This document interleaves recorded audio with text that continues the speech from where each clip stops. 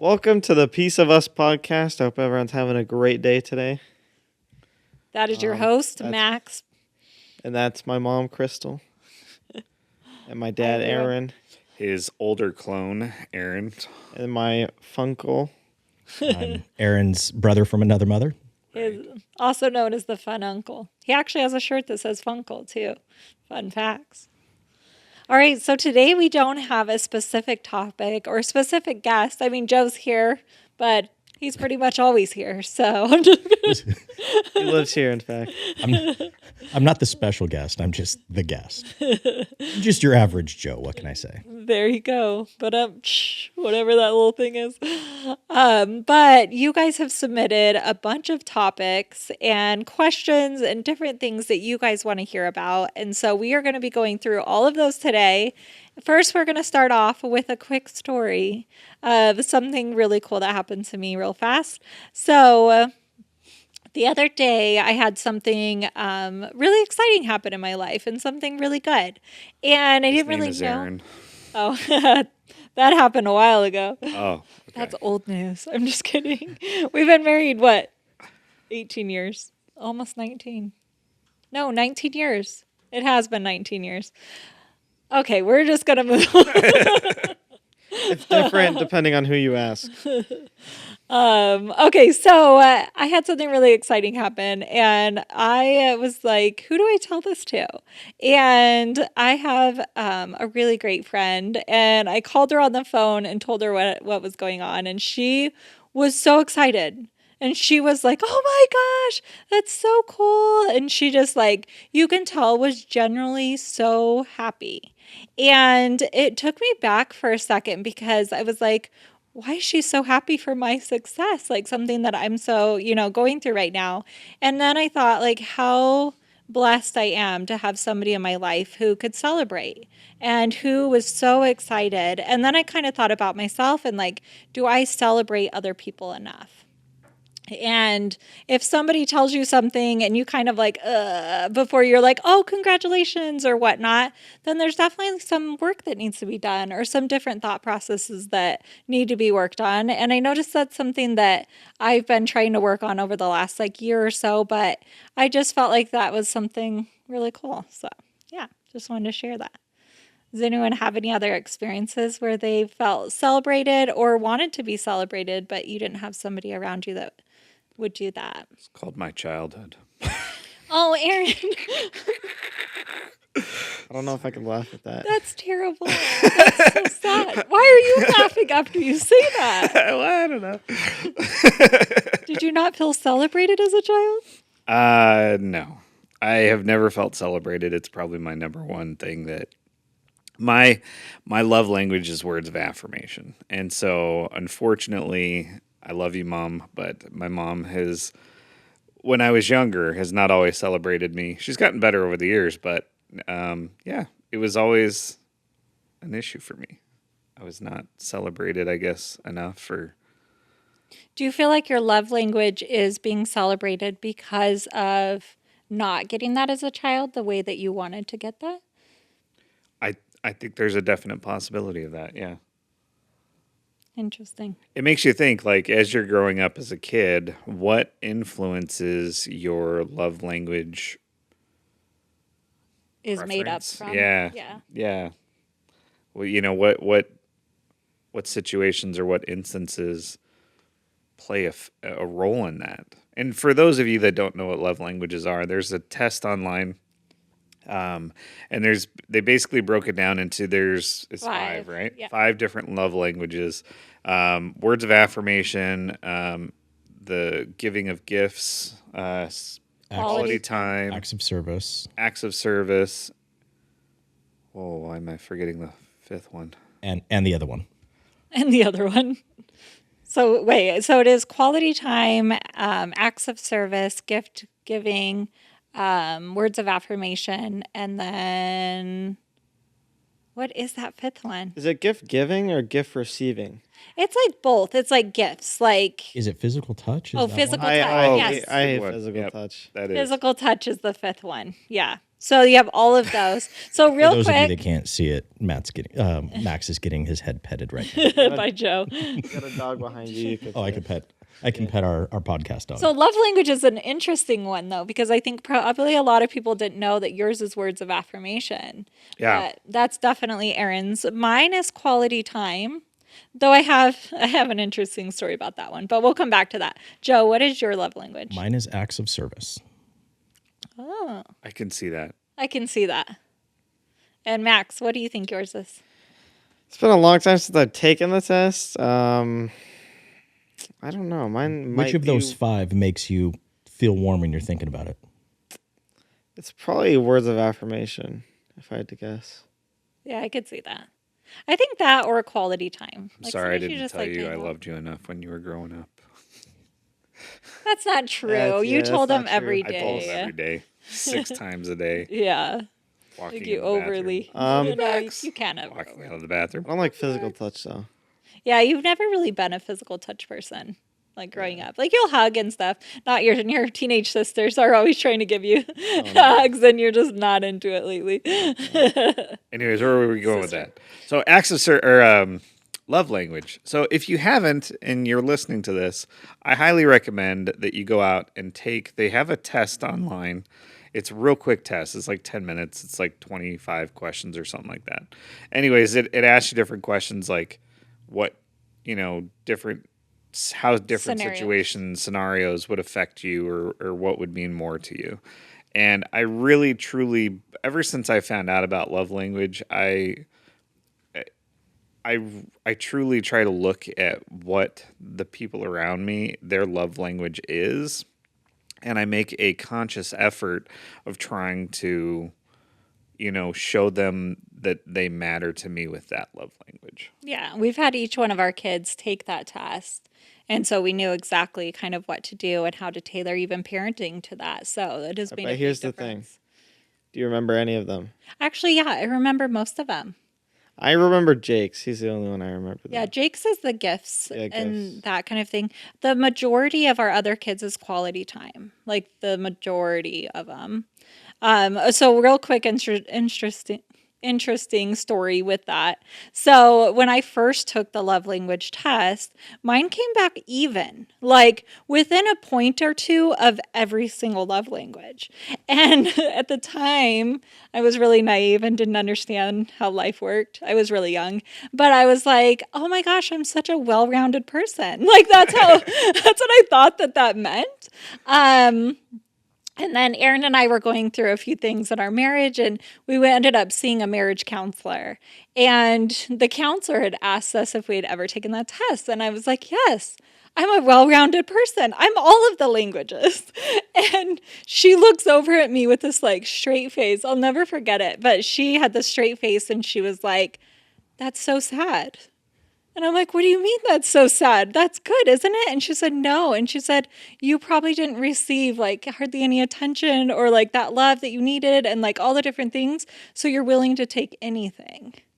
And it like hit me so hard. And I was like, oh my gosh, there's a lot of things that I need to work on and a lot of things that I just need to do to build within myself. And apparently so, a lot Aaron needed to work on as well. It was a marriage counselor. So she's like,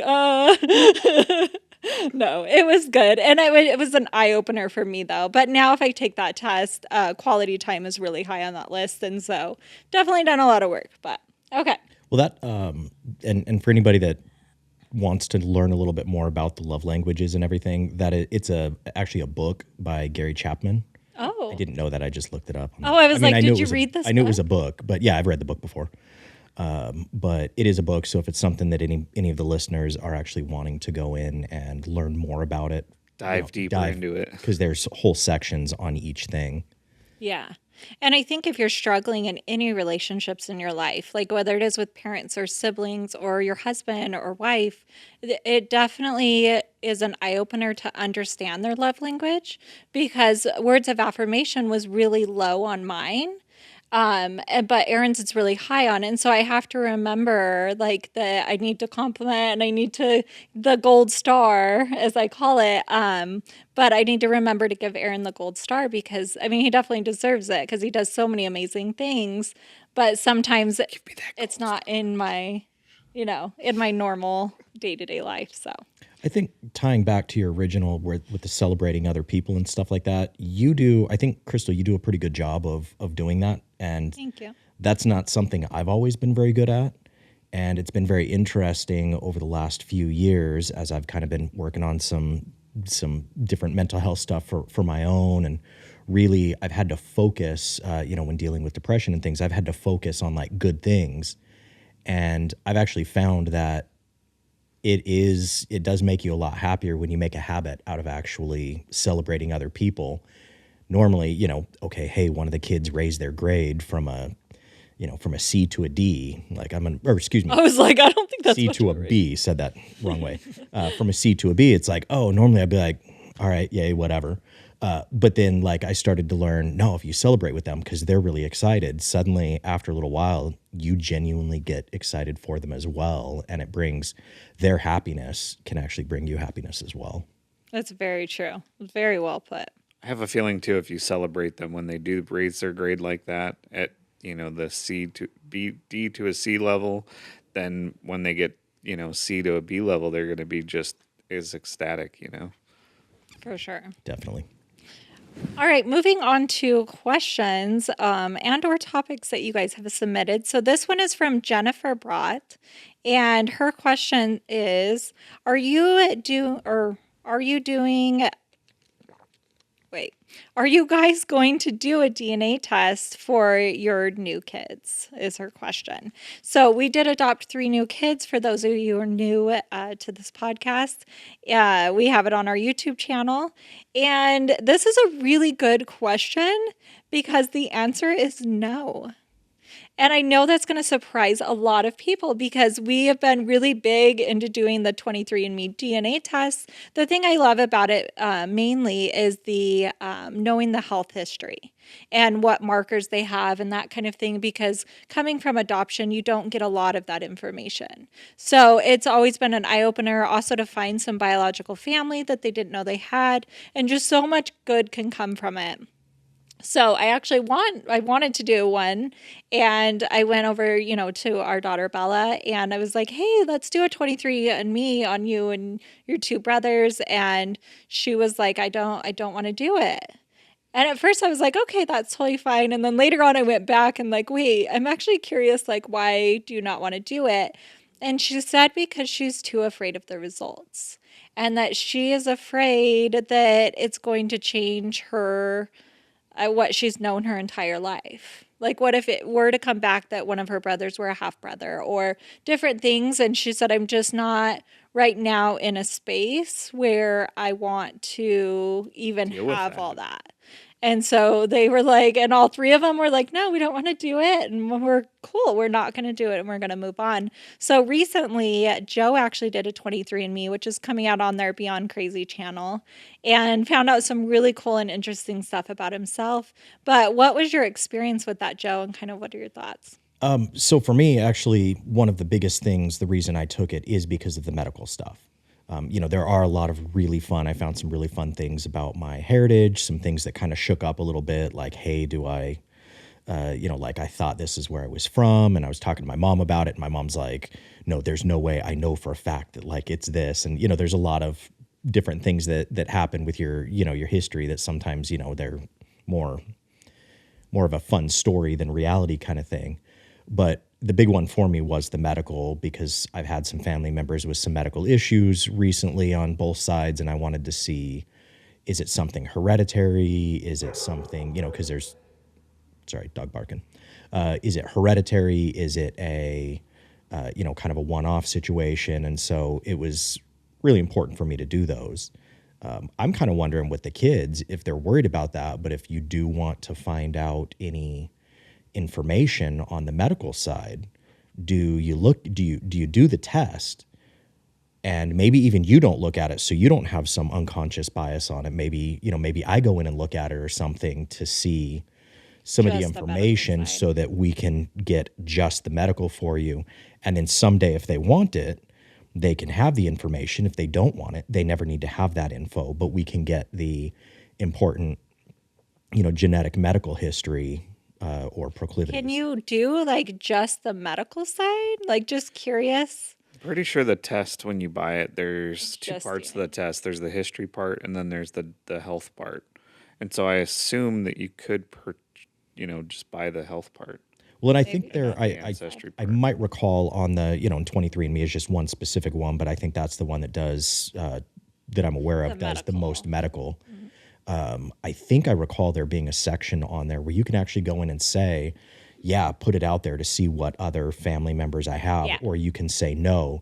So you could, in theory, completely avoid that. Now, granted, if there's different, heritage type things, racial heritage, some of that, if there's any things that don't match with the siblings, that could be an indicator. So Yeah, you I might think wanna we're just avoid gonna that. leave it alone for now, and maybe someday in the future they want to. But I think it's totally an individual choice on if people want to figure that One out or of not. these days And I'll you take wonder one. how accurate though it really is, because I heard there was triplets that took it, all three, and they were full blood triplets, and all three of theirs came back like almost completely different. But I know like certain ones take more on the mom's side than the dad's, and then all that stuff. But you just wonder how truly accurate I do these think there tests is are. this interpretation that when you have a child, it is 50% the father, 50% the mother, and that is just truly not the case. You could be 56% of your mother and whatever the remainder is. I can't do math right now, but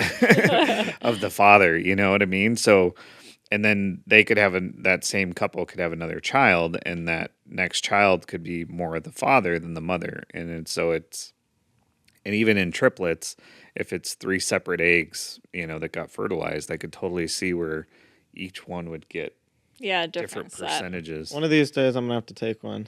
I mean, it's pretty much gonna be like the same as I your was like, guys', yours is pretty. but Yeah. Okay, moving on to the next one. Does religion have a take on adopting?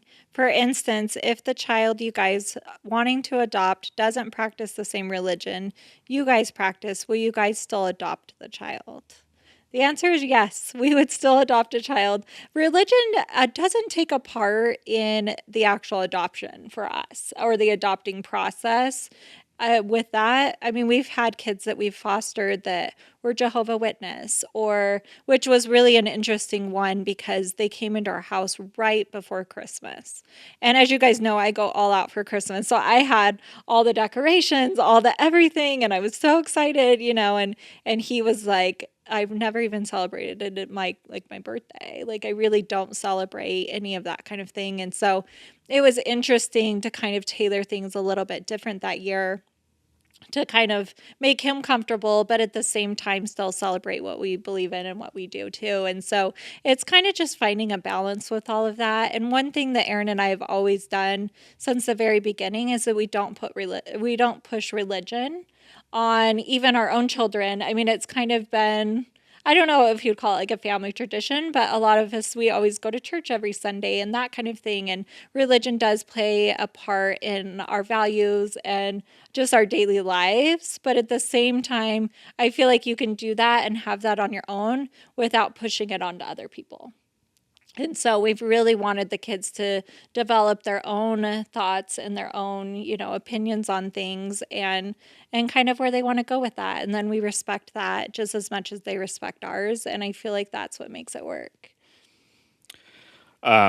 Just a side note on that. So I've been 3 different religions in my life, and when I was a kid, my parents got divorced when I was 4, and my mom was going to get remarried. And at the time, we were Catholic, and I'm not dogging on the Catholic religion or anything, but when my mom got divorced, she went to her church or whatnot, and they asked her to pay $10,000 for her to stay a member of that religion. And she was like, A, I don't have that, and B, that doesn't seem right. And so she didn't. And then when she met my stepdad, she became Lutheran at the time. And I always appreciated it. So when I was a kid, they took me to church. And they didn't force it on me, anything like that. And then when I was a teenager, we stopped going to church altogether. What I do believe is take your kids to church and get them some exposure. I believe religion is a individual choice. Every person needs to make their own religious choice. But I do think you can set your child up for success. If you think religion is something that they're going to appreciate or need in their life, by taking them to a church or different churches so that they can be familiar with that. That way when they want to go on their own and explore that, they're not going to feel so out of place. They're going to have some experience in those environments or with those traditions or with those, religions so that they don't feel, going into a place that they're completely fish out of water. You And know I what I do mean? want to clarify a couple of things really quick with that. When he was talking about that they were trying to have his mom pay $10,000, I think there's a lot of, religions that have their gospel and their different things, but there's also people running those religions. True. And so I don't Absolutely. think it's a reflection on a religion itself, but I think different people have these ideas in their mind or take different doctrine, a certain way, and then they try to push it like that it's that religion or that part. And I think a lot of people are like, oh my gosh, I hate this religion because I experienced this. But it wasn't the religion part of it, it was the person that they experienced that with. And so I think that there is, that part of it. So I don't want that to be taken, That's the wrong absolutely way. true. And again, I'm not dogging on any religions or any traditions or whatever their rules are, but that was just my experiences. Like when I was growing up, my parents did expose me to several different churches. And when it came time for me to choose what religion I wanted to be, I felt like it made it easier because I had had those experiences. When I walked into those new religion or whatever religion I was going into, I wasn't completely blindsided. Like I kind of understood some of the traditions and whatnot. And so, and like Crystal said, we don't push religion on anybody. And that's never been I don't want to push my religion on even my own kids. It is their decision. And We currently do practice, though, that we're the Church of Jesus Christ of Latter-day Saints. So yes. just want to put that out there. Okay, so next one is, this one's for Max, actually, this me? question. All right. Yeah. Okay, my question is, how do you feel about any of the children you get from foster care and that you adopt, talking to their biological, or no, wait, sorry, this wasn't Max's. I had one for you. Hold on, let me go to, oh, here it is. Okay. How Like, is I it? talk to my biological parents all the time. What are you talking about? We will come back to that question, but I wanted to ask Max this one. How is it for the bio kids to have adopted sibling? Have they ever felt that their parents were focused more on the adopted or placed kids due to them having to deal with traumas and whatnot? Have the bio kids felt a bit left out? Sorry, it's kind of a long question. Not being able to relate to all the things the adopted kids can relate to among each other?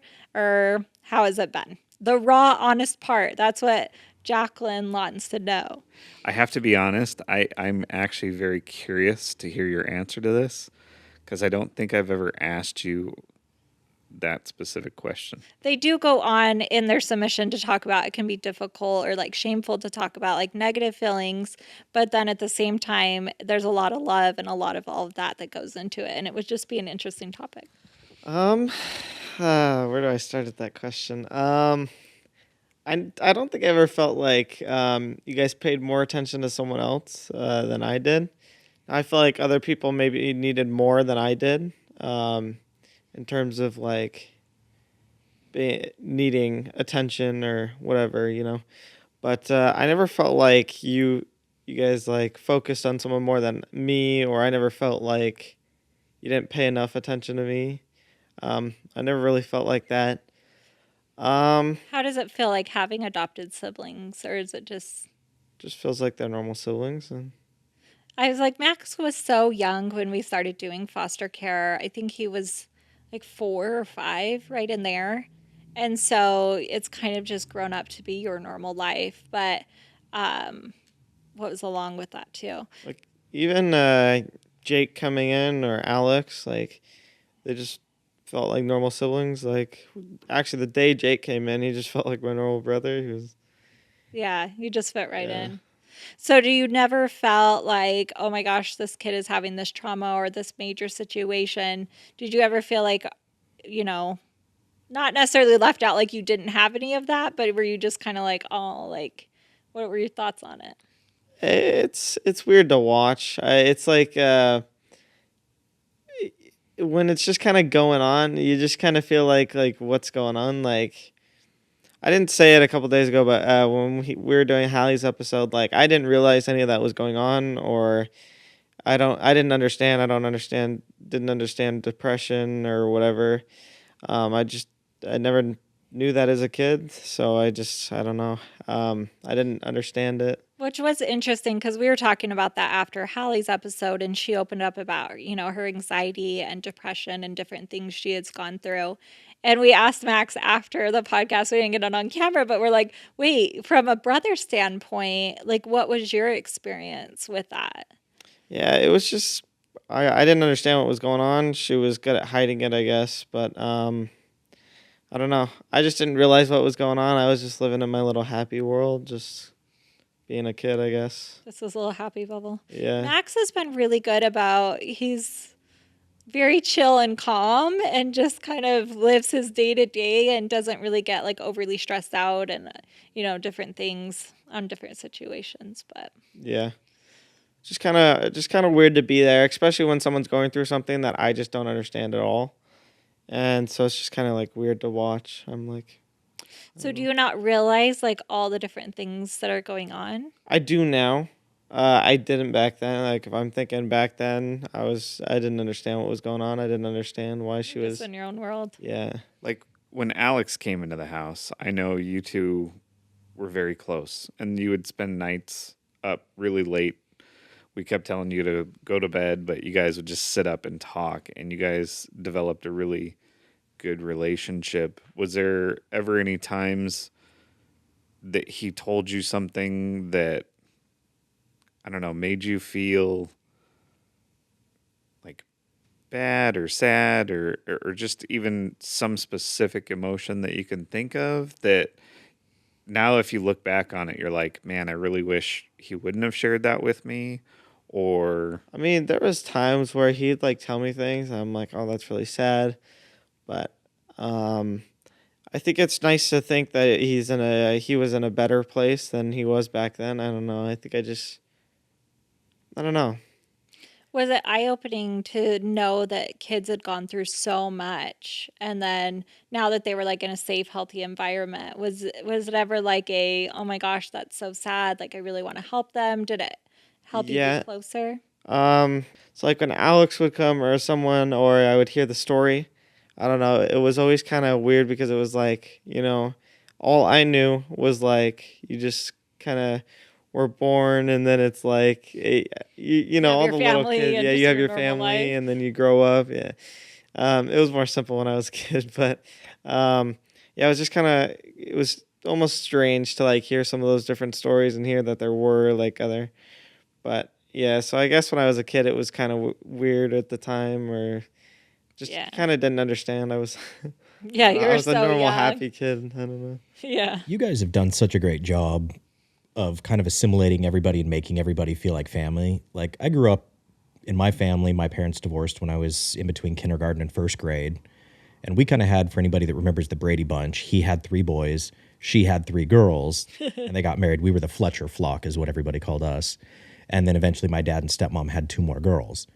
And I think they tried a little bit, but I felt like with my brothers and I, there was always a little bit of a divide between the boys and girls. And maybe it was more boys and girls than stepsisters kind of thing. But we didn't really, I think we mesh better now that we're older than when we were little kids. It always felt a little bit like there were kind of 2 separate families. I think my parents tried. They just weren't as good at it as you guys are. As soon as kids come in, whether they're in the fostering, whether they've been adopted, whether they're the biological, everybody, it's like instantly you're a full part of the family, which I think is really cool. And I got to be honest, like looking at it, I'm a little jealous of that. I'm like, man, I would have liked having that. Aw, that's sweet. But you guys do really good. So celebrating Thank you. if I can, you. is there something that you can identify that Crystal and I do that I don't think we realize we're doing that can help with that. Because a lot of people have asked us, with doing foster care and adoption, how can we make a child feel more of the family unit, and not feel so different or whatnot. Is there something that Crystal and I do that you can absolutely put a point on that you're like, do this, whatever it is they're doing, do that? So what's the magic solution? What's Yeah. the magic potion? I don't think there's one single thing. Unfortunately, it'd be nice if there was. To a degree, the fact that you're able to focus, I mean, because you work from home and part of your work is, or not part, all of your work is directly centered around your family. It makes it easier, but I think you spend so much time and you guys are looking and realizing like, hey, I haven't spent as much time with this child this week. I need to make sure that I'm spending more time with them. And so I think I think you guys do a really good job of making sure every single child is recognized and knows that it is they are an important integral part of the family. Even some of the kids over, times when looking at it, when maybe some of the kids who've been adopted, they get in trouble with something. They have fears sometimes of like, oh my gosh, am I going to go back into the foster care system again? Because for some of them that have bounced around houses, something bad happens and then bye. And for you guys, it's like that's not even an option at that point. And you guys do, I think, such a great job of telling them, not telling them, but showing them that once you're a part of this family, you are a part of this family, for good or bad. And I think you've brought them in and you're letting them know like, hey, you're a piece of the puzzle and we're not going to lose a piece of the puzzle. And you're making sure that every piece is recognized. You're not losing any pieces. So That's really sweet. I appreciate that. Yeah, thanks That's for really sharing nice. that. I feel like something from my childhood is that I was the youngest out of four and my dad passed away. And so we grew up with a single mom.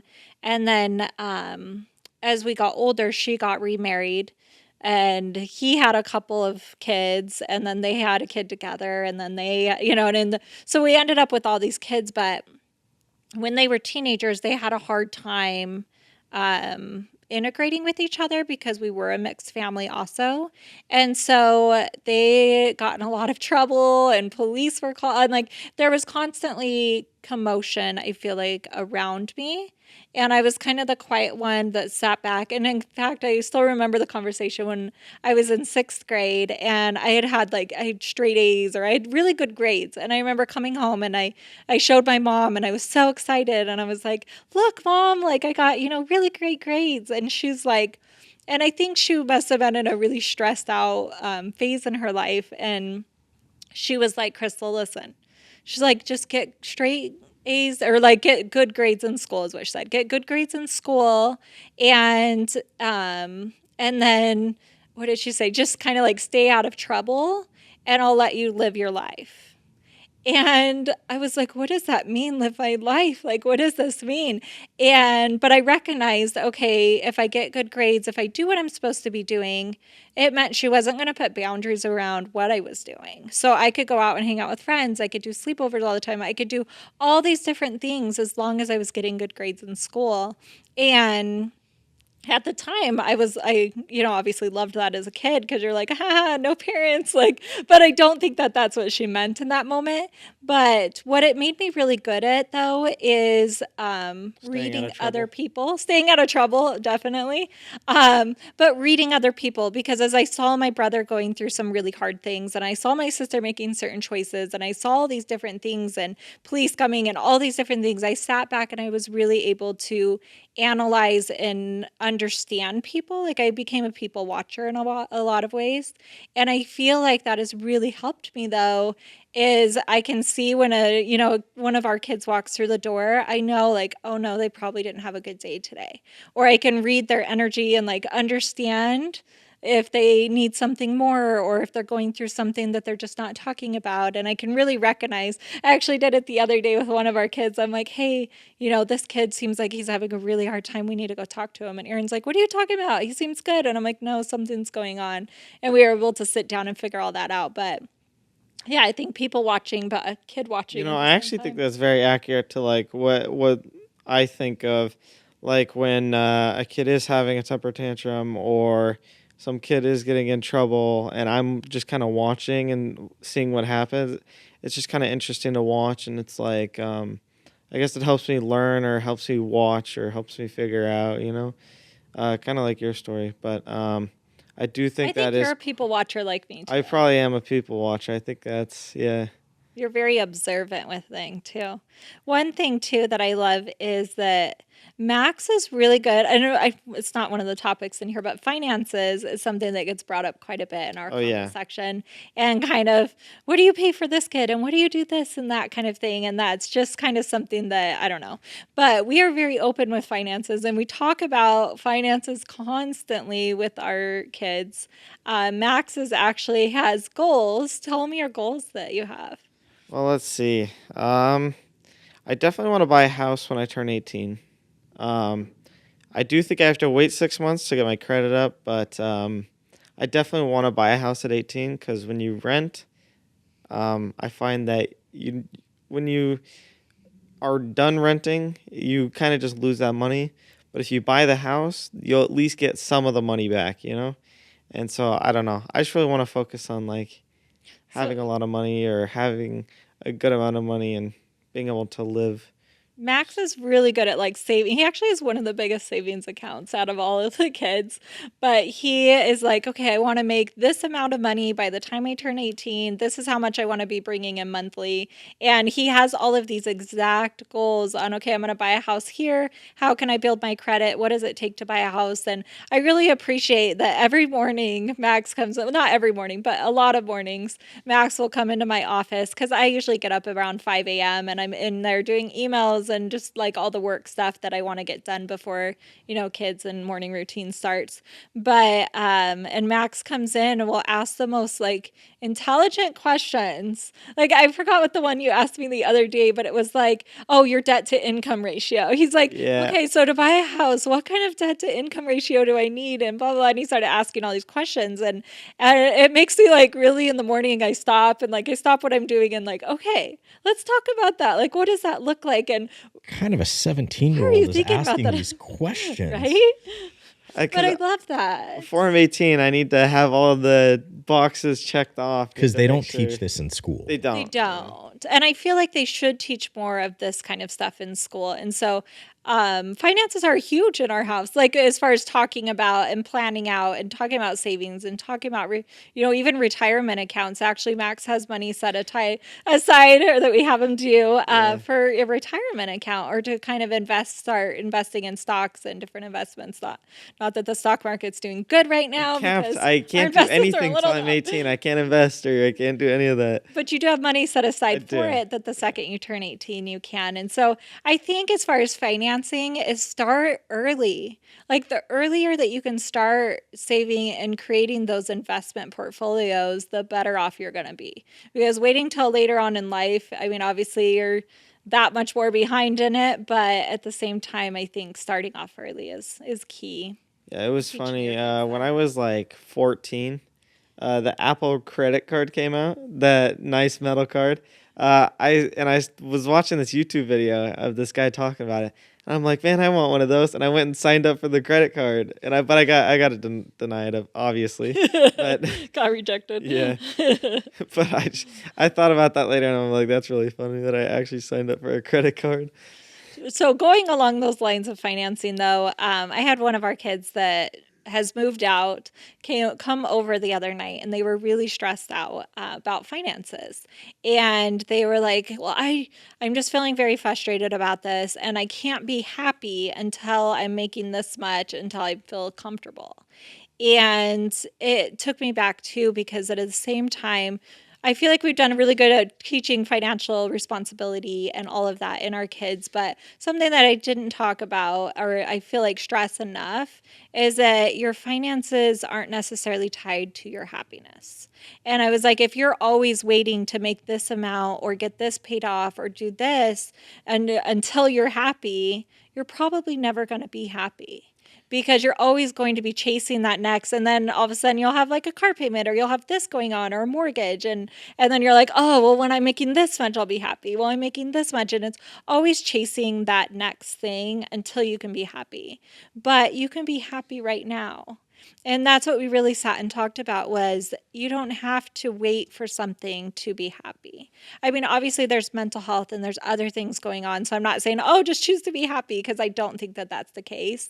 But I do think in certain situations, if your happiness is being held back by something in particular, that you can choose to be happy and that you can choose to look at that situation a little bit differently and appreciate and look at your blessings that you have around you and that kind of thing. And so don't feel like you always have to chase that next financial goal in order to be happy.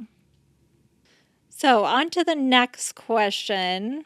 Okay, this one's talking about adoption too, but this is from Catherine, and she says, could you dedicate an episode or part of an episode to talking about the cons of adoption? You talk a lot on your channel about the pros, which brings me a lot of comfort, but personally, my family had a unique and fortunately traumatic experience with adoption as a birth/placing family. I'd love to hear your opinions. Thanks.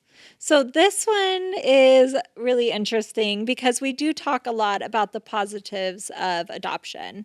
And I do think that there are so many positives in it, but there are some negatives when it comes to adoption too. So a couple of those are the kids have been through a lot of trauma. And there are realistically situations that certain kids don't fit into certain families, or certain families aren't equipped to handle certain behaviors and that kind of thing. So there are a few cons with that. Aaron, what is your thoughts on this? It really brings me back to what you were saying, is sometimes families aren't equipped to help certain kids with certain issues. So we had, I want to tell a quick story real quick.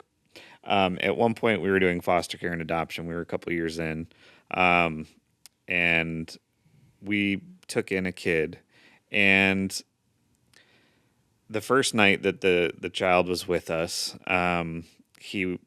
it was a boy. He was staying in Max's room. Oh, let Max tell the beginning part of the Oh, story. go ahead. Oh, Max. from the kid's perspective. Yeah. I know All this right. one. So, yeah, every once in a while, we get a new kid or we get a new boy. And I would obviously share a room with them. But so we got this kid. I don't remember. I don't even remember his name, if I'm honest. But he was around my age or somewhere near it. But so we have this elf named Katie. She hasn't come in a little while. Oh, I she's- know, the elf on the shelf. shelf has not come this year yet. Um, Hopefully she will. Maybe, I don't know. No, but so they move around every night, or with her magic, she moves around. But he thought it was such a cool and fascinating thing. And so we had Melinda at the time, and I don't know what it was with Melinda, but when we were laying in bed, because I lay in bed and talk, I would talk with whoever was in my room or whoever I shared a room with. We'd just talk at night. Just how it went. But so we'd talk, and he said he wished he had magic like the elf, so he could stab Melinda. Yeah. And I was like, "This kid's crazy. I need to like." But Max, and he had told you not to tell anyone. Yeah, and then he was like, "Shh, don't tell anyone." And he looked at me, and I was like, "Whoa." And I was So- like, "I'm gonna go to the bathroom," and then he's like, "Remember, don't tell anyone." And I was like, "Okay." And then I go sprinting into the office. Yeah, he came straight into the office where Aaron was working. Aaron worked nights from home, and then he came up and told me, and I was in the room. I think I wasn't asleep yet, but I was close to being asleep, and it was a scary situation because I feel like sometimes in foster care there are kids who have seen and been through the most horrific things, like the worst things you can possibly think of. These kids have witnessed, and some of them have witnessed even like murders, like different things. And so, one of our top priorities when doing foster care and adoption and those kind of getting into that, all of that, was to keep, the kids in our house safe. And it is a certain situation where this boy needed to be in a they call him a DDD home, but it's more of a therapeutic home. And so I knew in that moment when Max came in and was telling me all this, and of course this was at night, and I didn't know this was his second night with us, and so I didn't know what he was capable of or what the situation would be. So I actually gathered up all of the kids at this point and brought them all into my bedroom, and we locked the door and we slept. We had a little sleepover in my bedroom with the door locked, and even Melinda, and I think Melinda was 18 at this point, so she was an adult, but she still lived with us till she was like 21, on and off until she was 24. But so we had even her sleep in there, and then I contacted the caseworker the next day, like, hey, he needs to be in a therapeutic home. He needs to, or maybe be in a home with no other children and that kind of thing. And But so you wanted them to take him, and I remember them telling you that like they wanted to leave him for like a week. They said they were gonna take a week to figure it out or something, and you're like, no, I'm dropping him off today. Yeah. So with that, I was like, when I told the caseworker, listen, like, this isn't a great fit. I'm worried about the safety of my other children in the home. And they were like, okay, well, give us like a week or so and we'll figure something else out. And the hard part with foster care, and I understand where the caseworkers are coming from on one point, is there's not enough foster homes. And so they don't have anywhere for these children to go. And a lot of times they'll sleep in offices or they'll sleep, in a placement center, that kind of thing. There's shelters set up too, but they are just overfilled a lot. And so it's really hard to find homes. And so they don't want to take kids out of homes and find the right home a lot of times, or they're just so overwhelmed and, overworked. And so I was like, listen, though, I don't feel safe. Like once a kid says they're going to, hurt, especially stab one of the other children, like it's too far.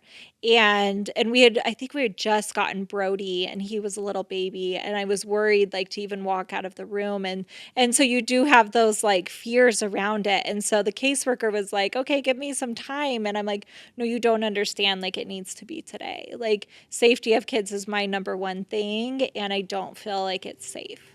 And so I did take him, to the DCS office, and thankfully they did have another home that had no other children, and it was, a mom and dad in the home that were really excited to work one-on-one with a child, and that's really what he needed, and he needed that extra.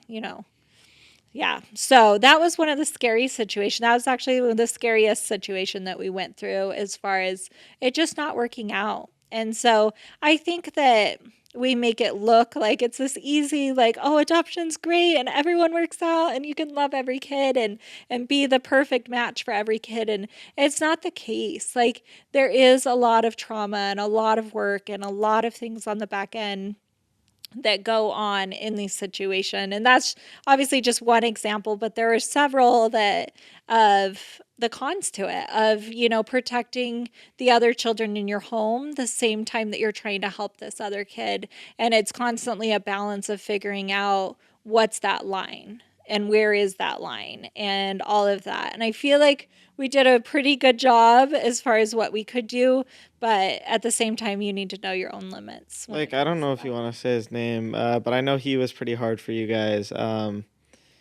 We can't say, let's not say any names, Okay. but say what his age was, and I'll probably know what you're talking about. Can you bleep it out? I don't know what his age is. Is he older now? Older, yeah.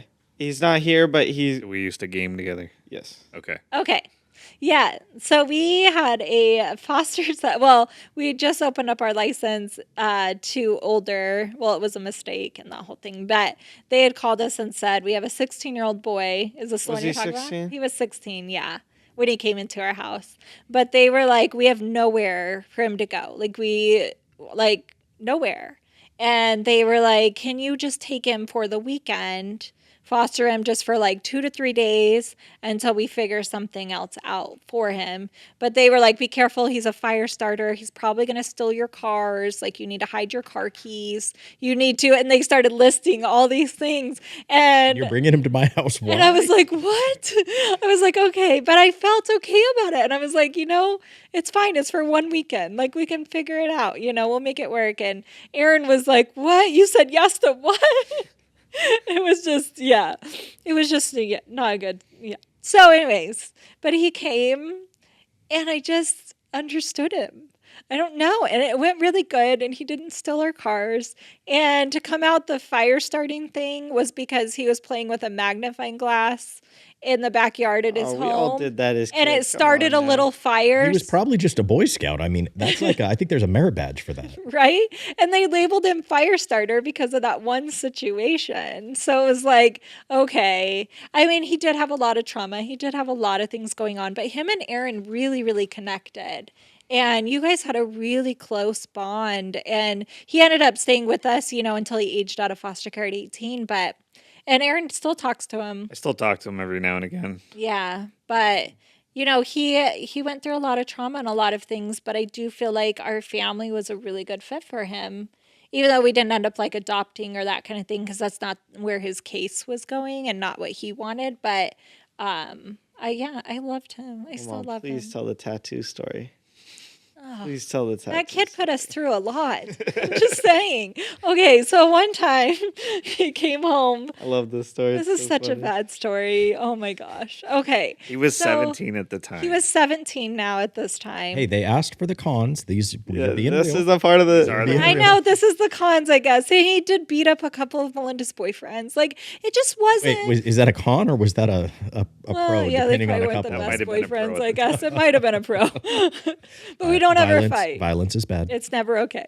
So, no, he went and hung out at his friend's house, and it was just kind of a normal day.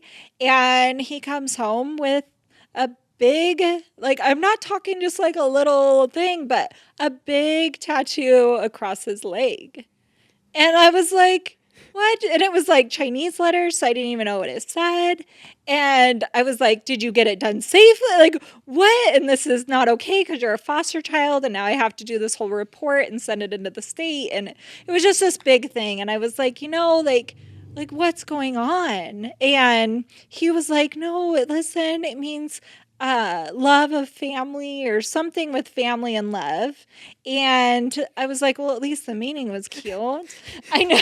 Aaron's squinting his eyes laughing because he This knows is a how the funny story story. ends. And so I don't know. And he had got it done in his friend's garage, not safely. And it was just a bad situation. So anyways, I Linda ended has up tattoos though, and so she yeah, Melinda was like, hey, Chris, she didn't have tattoos at that time, but she was like, hey, Mom, like, you might want to look up those symbols that he has on his leg. And I was like, okay, I'll look them up. And so I was, I had to like do all this research to try to figure out these symbols. And come to find out, it said smoke weed every day.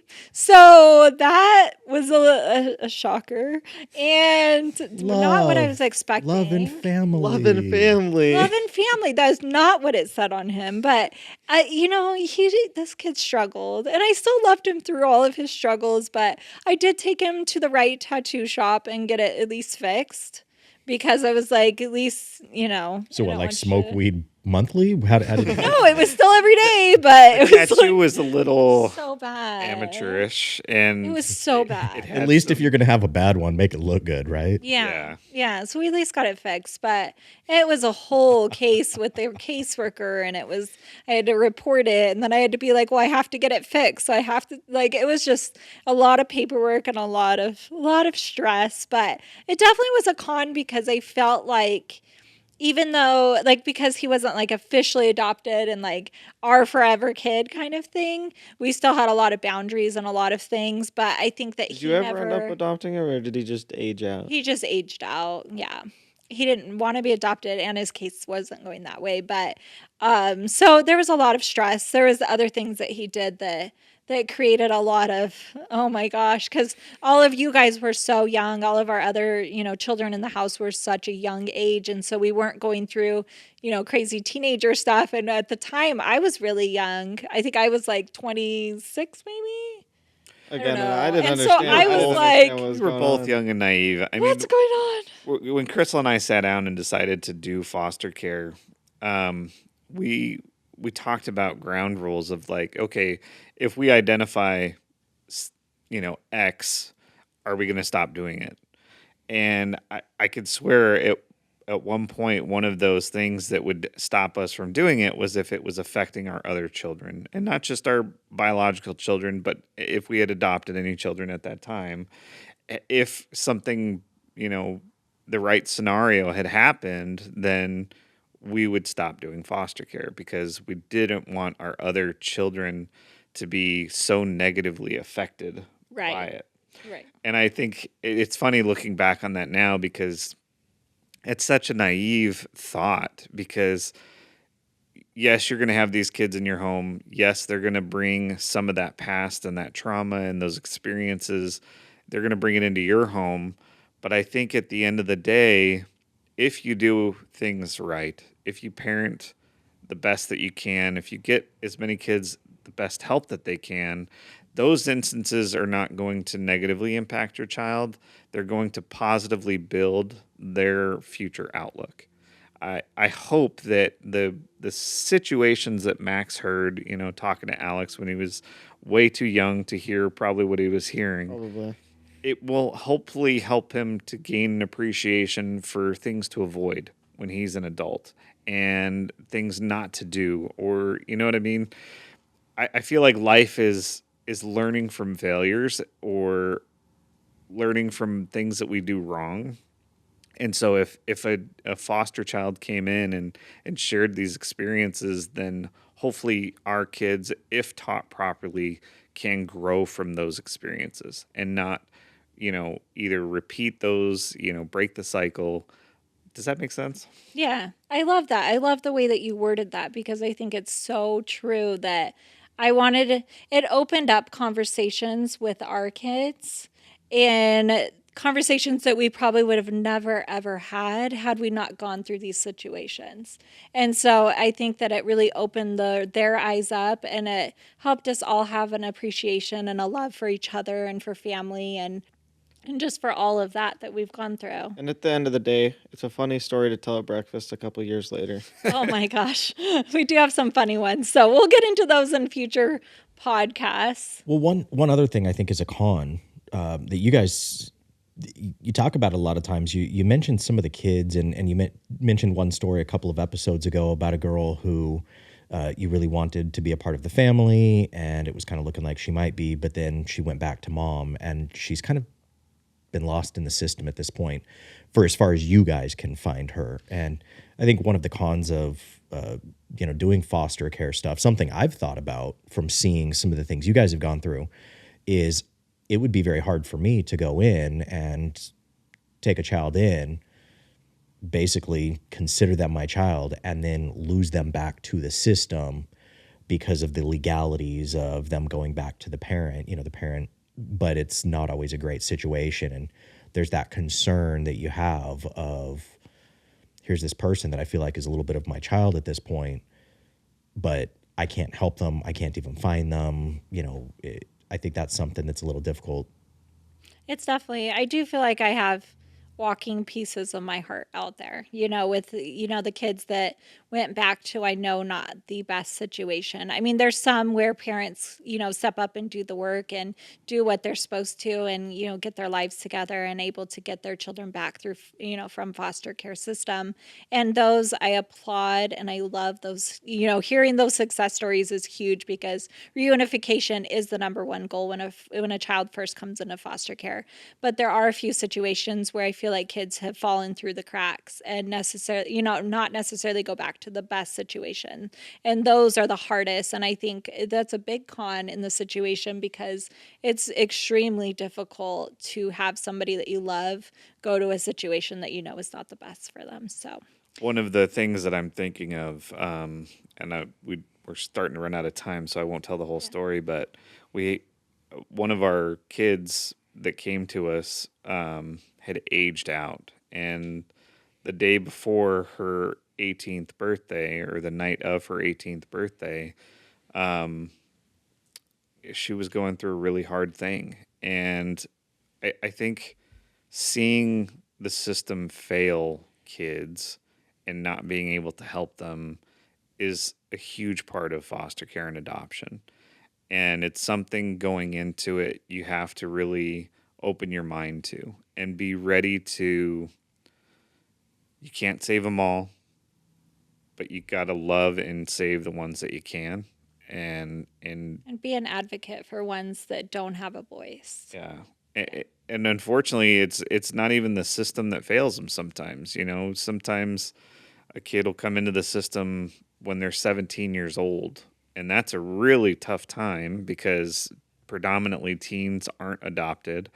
And now they've lost their family, and I can only imagine and then suddenly they're 18. They didn't have enough time technically to have their parents' rights severed, so it's really difficult for a family to adopt them, even if they were wanting to adopt them. Yeah. And so it just there's a lot to the foster care and adoption scenario. I would love to have a caseworker on the podcast or someone that's been doing it a while to really explain what goes on the back end and how much these caseworkers go through, because it's absolutely crazy, but But all the bad things aside, still totally worth it. still totally worth it. So worth it. Yes, very worth it. When you see a the child like cons. come on, yeah, there's nothing. No better feeling. There's nothing like that. For sure. All right, we are going to go ahead and wrap it up. Thank you guys so much for listening. And for those of you watching out there, thank you for watching. And we will see you guys next time. Peace. Peace. Peace. Peace.